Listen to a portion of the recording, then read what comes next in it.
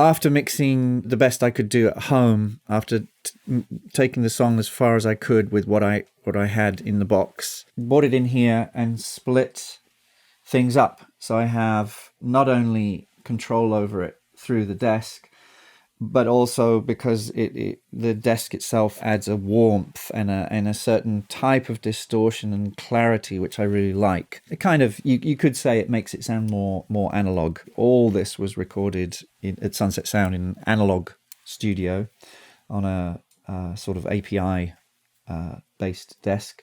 We then did quite a lot of recording at home in Pro Tools, so I wanted to warm that stuff up and make it have a similar vibe to the drums and bass and some of the guitars that were recorded in the studio. If we go through it in the session, I've got both these drum kits.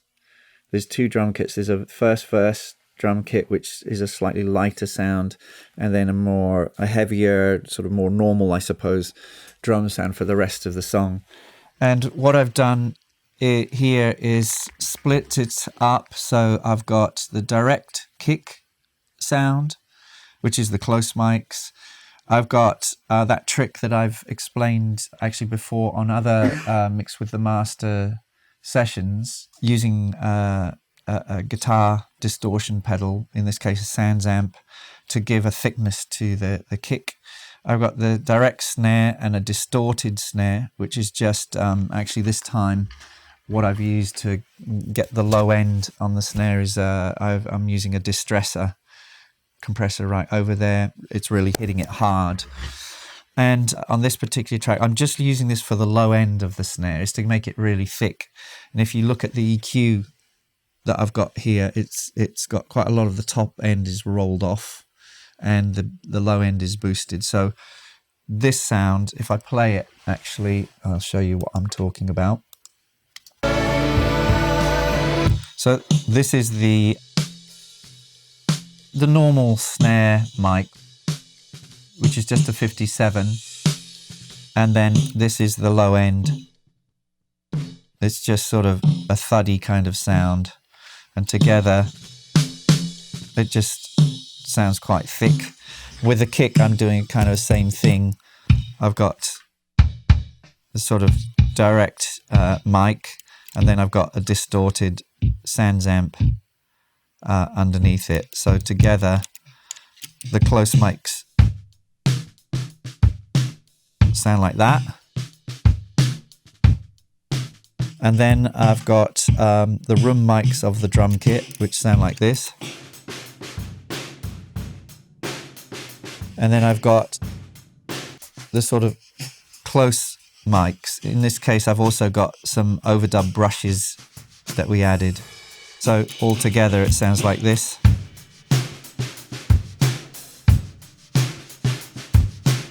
This is on the second verse of the song.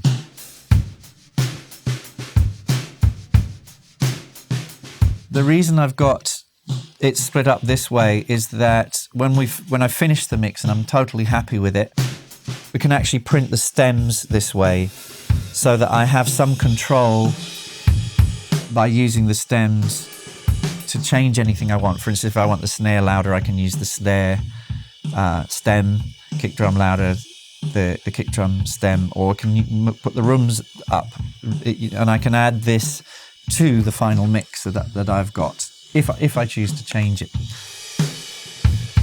Let me just go back to the beginning of the song, and I'll play you the other drum kit, which is a much more intimate sound, as you'll hear. It's actually coming up the same outputs. So I've controlled the difference between the two drum kits in the box, but it's coming up these same Neve channels.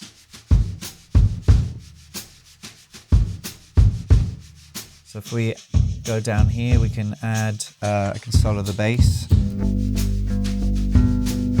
which is a really great bass part, very much a huge melodic part of this song. Although this sounds like quite a simple bass part in many ways, it was quite a difficult sound to get right. It goes from very high to very low, and it's got that slide, which is really important.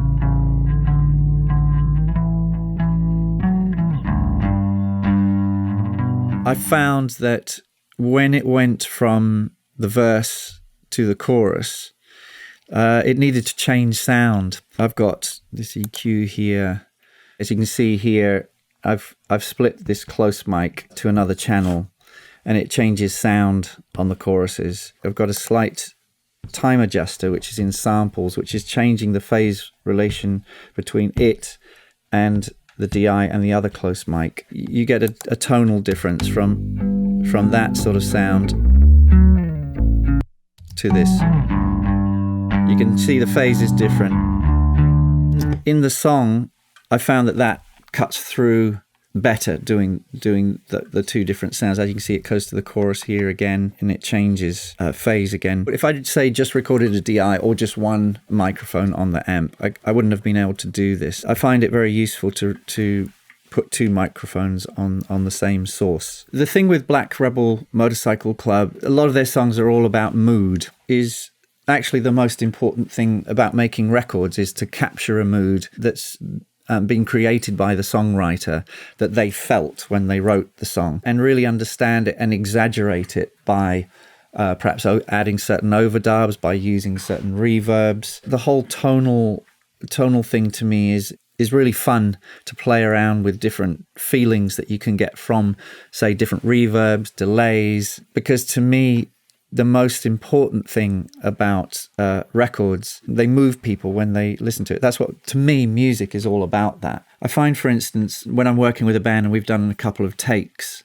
of a particular song, that we'll choose the take that we like best from the mood that it creates or the feeling it gives us, rather than whether it's in tune or in time, or in fact sometimes best played. Sometimes the takes that are played the best or the most accurately actually don't have such a great feeling as the ones that are a bit sloppy, or perhaps the tempo changed from the verse to the chorus. Perhaps that change from the verse to the chorus is what made it work better emotionally. And that's something I've learned over time. I think when I started making records, I wanted everything to be in time as best as possible. And back when I started, you didn't have Pro Tools and you couldn't alter the speed and all that like you can now with editing. So you just work really hard at getting the best takes. But actually, as I've gone on, I've realized that some of the best takes that I've recorded that are on records that are out there that have moved people are ones that were actually not played that accurately, and there were mistakes. There were a lot of mistakes, and the mistakes add to the whole charm of the record. A really good example of what I'm talking about is if you listen to, a very loved record, which is Satisfaction by the Rolling Stones. I think the Rolling Stones were actually not very happy with that recording when they did it. But as time has proved, it's just a winner for everyone. If you listen to it, you can hear that, I think it was Keith or maybe it was Brian, I'm not sure, who was playing the main guitar lick on that song, but he has to switch from one sound on one guitar pedal to another on the chorus, and he completely misses. It doesn't happen accurately. There's a click before it goes in, then it comes out and changes to the next one late, and he misses the first riff of the second verse.